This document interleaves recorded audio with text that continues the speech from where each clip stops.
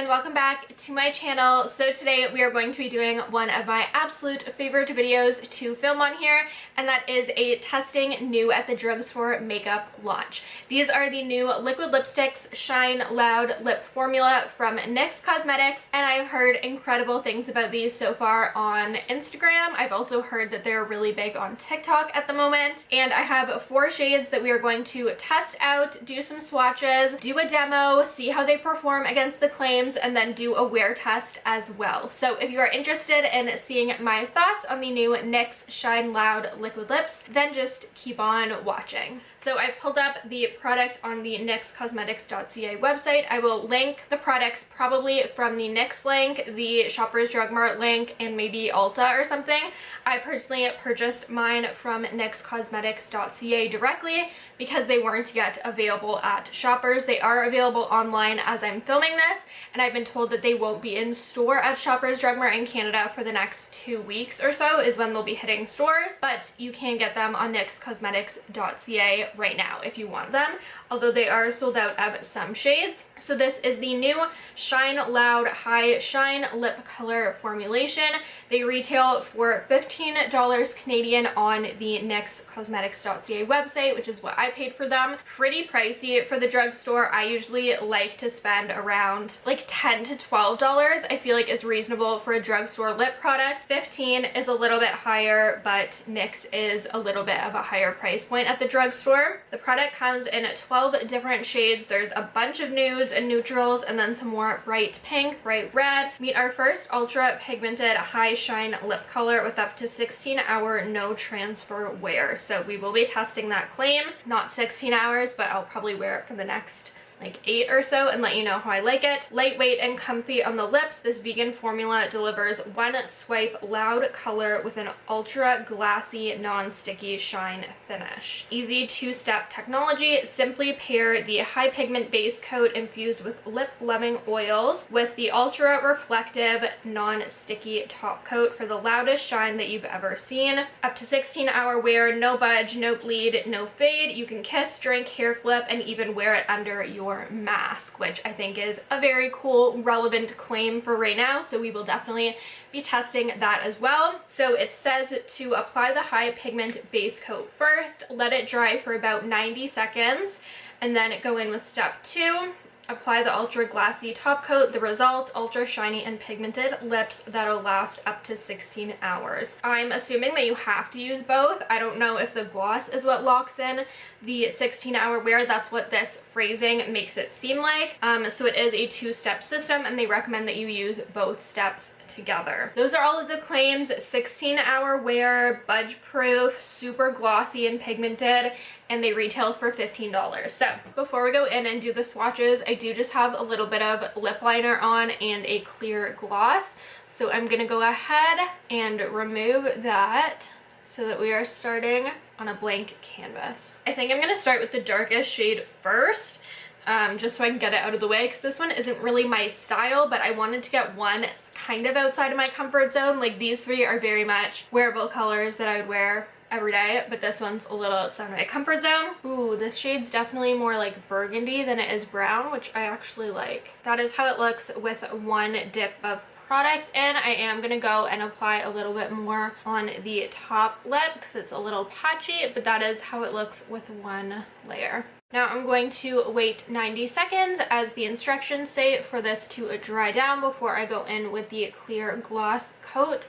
I will say the formula is incredibly sticky. I would certainly not want to wear this formulation on its own. I do like the consistency of the liquid lip. It is a thinner, more fluid liquid lip formula, which is typically the type of formulation that's going to last longer on the lips. So makes sense to me that it's a thinner fluid consistency rather than like a thicker mousse cream consistency. And in terms of the color, I do really like it, but I think that it's much more burgundy and cranberry in person, or at least on my lips. I think it's, well, it is. I don't know how well you can tell on camera, but this is certainly more of like a true brown shade on the packaging, whereas on my lips it looks very burgundy and cranberry. I expected it to be like a true brown, but it is more of a classic burgundy. All right, so it's been about 90 seconds, so I'm going to go in with the clear gloss side. So funny, the applicator is almost like a nail polish brush, and it feels kind of like nail polish going on the lips, like a clear top coat of nail polish. I really like how it feels with the gloss on the lips, much more comfortable, totally gets rid of the sticky residue. I wonder if that stickiness and that sticky feeling will come back once the gloss wears away, because I'm assuming the gloss won't stay this shiny the whole time. It's almost like comically shiny. It's so glassy shiny, which I like. And this is how the shade Never Basic looks on the lips with both steps applied. I'm gonna go in with the second darkest lip shade next, which is the Ambition Statement color. This is like your warm, almost like a terracotta nude. It has a lot of orange in it, which I don't love in a lip color for me personally. So let's go ahead and see how this looks. This one is very, very similar to the packaging, which is good. So maybe it was just that last one that differed a lot from the color on the inside, or maybe it's true for more of like the vibrant darker shades, but the lighter shades are more true to the packaging. We will see as we continue. But I actually like that shade a little bit more than I thought I would. It's definitely not one that I would reach for very much, but it's exactly how it looks in the packaging, a super warm toned, more terracotta nude. So I'm gonna let this dry down just 30 more seconds, and then we will go in with the Shine Coat. But I'm kind of liking how it looks without, but in order to get rid of that stickiness, you do have to go in with the gloss on top. Here we have both steps of Ambition Statement. Very pretty terracotta nude. It definitely doesn't go with this eye look, and I'm not a huge warm toned person in general, but I do like this shade a lot. Now I'm gonna try out this super nude shade called Goal Crusher. I probably won't like this on myself, maybe with the gloss added, but it's a very pale, more warm leaning nude. If I do a super pale nude, I'd rather it be more cool leaning on me personally, because I am so fair. But let's go ahead and see how this looks. Maybe it will be a little bit darker than the outer packaging. Here is how Goal Crusher is looking before we go in with the top Shine Coat. I would say that it's pretty on par with the outer packaging. I would say that the outer packaging maybe is a little bit more warm with orange in it, whereas this is slightly more neutral. Again, very sticky without the top coat. You can tell that this isn't designed to be worn without the top coat. I wonder how it would work with a different gloss. I won't be trying that today, but I can imagine you could use any type of clear gloss, but I'm not 100% sure. And here's how the shade Goal Crusher looks with both steps added. I don't love this shade on me personally, and I've noticed that it is a touch patchier than the other shades. Perhaps I should have built it up a little bit more. It is like a super pale nude, so it makes sense that you might need to build it up the opacity to get full pigment. Before we go in with our final lip shade, I am just going to add a little bit of MAC Prep and Prime for the lips, just to restore a little bit of hydration, because they're feeling very extra dry and chapped and a little bit like burning from all the rubbing. So I just want to rehydrate before we go in with the one that we're gonna do a wear test on. My lips are feeling so much better after that added Prep and Prime. So now we are ready to go in with our final lip color, which I hope is going to be what I think it is, like a nice cool toned pinky nude, which is my favorite type of shade to wear. This is the color Matchmaker. I feel like it's pulling a little more warm tone on camera than it is in person. In person, it looks a little more neutral cool. There aren't a lot of cool shades in the line. In general, a lot of them are super warm. I think this one is going to be my favorite of the bunch, so let's go ahead and try it on. Here's how the shade Magic Maker looks before going in with the clear gloss.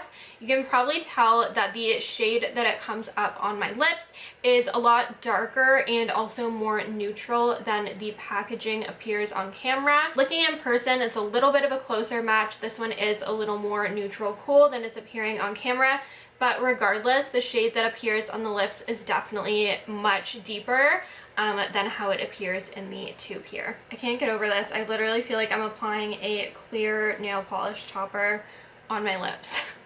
And lastly, here is how the shade Magic Maker looks on the lips with both steps added. As I said before, I went in with the top coat layer. This is definitely darker on the lips than it appears in the tube, but even despite that, this is definitely my favorite shade on me personally.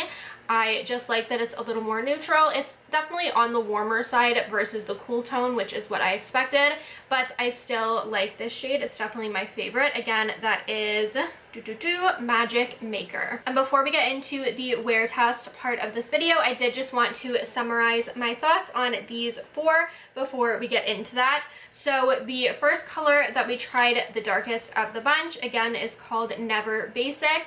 This one is definitely more of a burgundy cranberry color on the lips. Very, very pretty color. Probably my second favorite shade that we tried today. Next in the middle, we tried out the lighter two nude shades called Goal Crusher and Ambition Statement.